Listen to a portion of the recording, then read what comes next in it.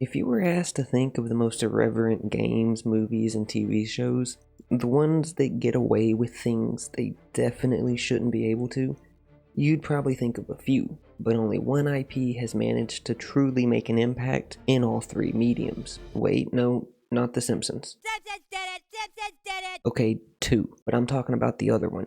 South Park seemed like the only franchise still able to make good tie-in games. Then somehow they forgot everything. On March 4th, 2014, after plenty of development issues, delays, and hype, culminating in the game being advertised on an episode of South Park, both the gaming community and South Park fandom were treated with the legendary Stick of Truth. The game put you in the shoes of the new kid and thrust you straight into the show's iconic world to learn to harness your fart magic in a fantasy story packed with iconic characters, locations, and classic South Park humor. In October of 2017, Matt and Trey would follow up the success of Stick of Truth with the equally incredible superhero game Fractured But Whole. 10 out of 10 naming scheme here, folks. The sequel kicks the traditional turn-based gameplay of the first in favor of a grid-based system similar to something like Fire Emblem. The new kid is back, only this time you build him up with fart superpowers instead of fart magic. A month later, Phone Destroyer made its debut on mobile devices. This time around, they opted for a deck builder with cards in a variety of genres and settings, such as fantasy, cowboy, pirate, superhero, and more. The game also makes tons of jokes at its own expense, with Kyle repeatedly calling you to say that you shouldn't be playing this kind of game. Overall, it's not a bad mobile experience. But now we approach the problem child. Jesus Christ, this game. South Park Snow Day released on March 26, 2024, and was pretty much an immediate failure. The humor took a dive, the 3D art style was hit or miss at best and absolutely horrendous at worst, and the game launched with only 5 levels. And here lies most of the issue. Abandoning the single-player nature of the first 2 games, Snow Day is a live service game, with plans to release new content alongside new episodes of the show. Great idea, only problem is there wasn't a new episode of South Park for more than a year and a half after the game released.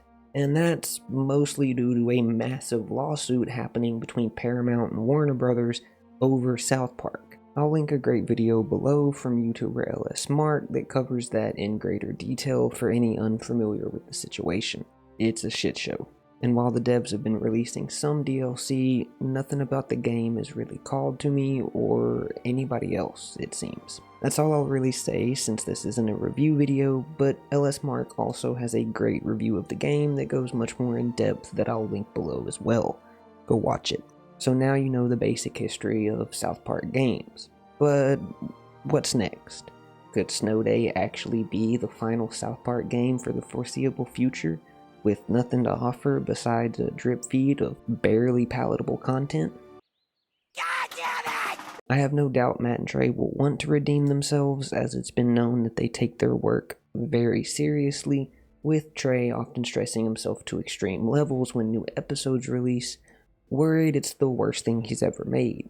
Well, with Snow Day, I would argue his greatest fear has come true. So what could they do to achieve redemption? The obvious idea would be to continue exploring the 2D open world of the town with a direct sequel to the first 2 games.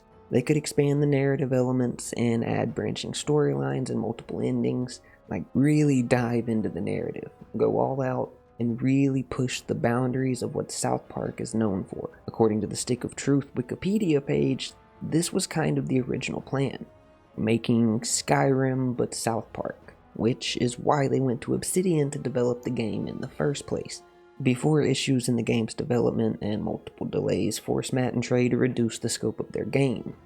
Well, now's the time to go back and do the original plan. Give me Larian, CDPR, or Obsidian levels of narrative choice here. Whatever combat style they settle on, and with or without a larger narrative, I think this would be the safest bet.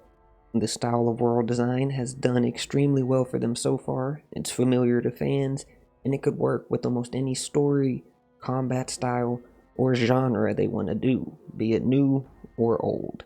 Honestly, when it comes to this style and these two madmen, the sky truly is the limit. Okay, stay with me here for this next idea. Do what they did with Phone Destroyer and shove all the genres together. Superhero, fantasy, sci-fi, western, and everything else they've ever done, and make an absolutely batshit crazy isometric ARPG. That's right, folks. I want South Park of Exile. I can't even begin to explain why I think this would work, but I'll try. Diablo 3 was my first game of this style, and since then, I've been disappointed by Diablo 4, confused by Path of Exile 1, excited for Titan Quest 2, and amazed by Path of Exile 2. But never have I been more into this genre than when I was thinking of South Park doing it.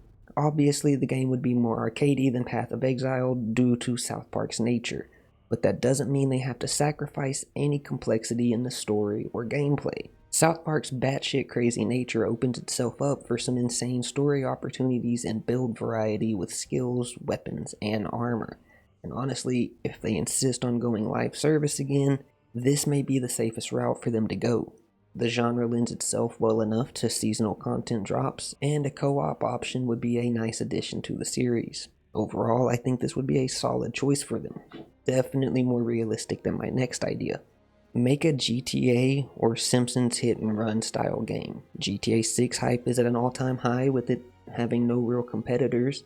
Hit and run fans are begging for a remake, so making a vaguely similar game inspired by the titan of a game franchise and cult classic Simpsons game could probably do really well.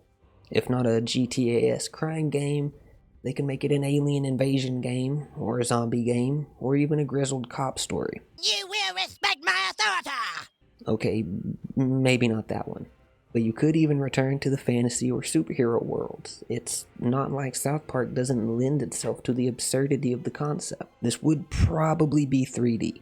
I know, Snow Day looks awful. It was one of my main points earlier, but I honestly believe these characters can be done well in 3D.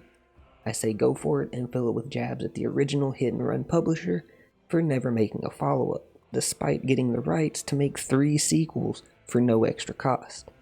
As long as it's done by a company that truly respects all these individual components and is willing to give it the care it deserves, it could be massive. And who knows, it may result in us getting a hit and run sequel, or maybe even get other shows to make tie-in games inspired by it, like, say, Futurama, Rick and Morty, or even King of the Hill. Fuck, now I have the urge to make a video about what those games could be like. Futurama or Rick and Morty would make for awesome GTA clones. My last crazy idea is a South Park MMORPG. I know, these games in this genre often take around a decade to make, usually never even release, and it's extremely unlikely any game studio would devote this kind of time and money to something as risky as a South Park MMO. I never said all my ideas would be sane. Yes, for those of you typing it in the comments, I did include this entirely as a reference to the World of Warcraft episode of the show. I'm not sorry, it's practically fate. So a South Park MMO, what would I want it to be like? Well, I'd want it to be as shameless of a classic WoW clone as they could possibly make it, with a South Park coat of paint slapped on top of it. I will elaborate no further. Screw you guys, I'm going home. Wow, what a dick. Thanks for watching, guys, and if you somehow made it this far and you like what I'm doing with these gaming idea videos, drop me a like and comment, and be sure to hit subscribe so you don't miss any of the other random bullshit I make. Peace. Fine! Then maybe I'll just forget about destroying the town and just run away and join the circus. Simpsons did it.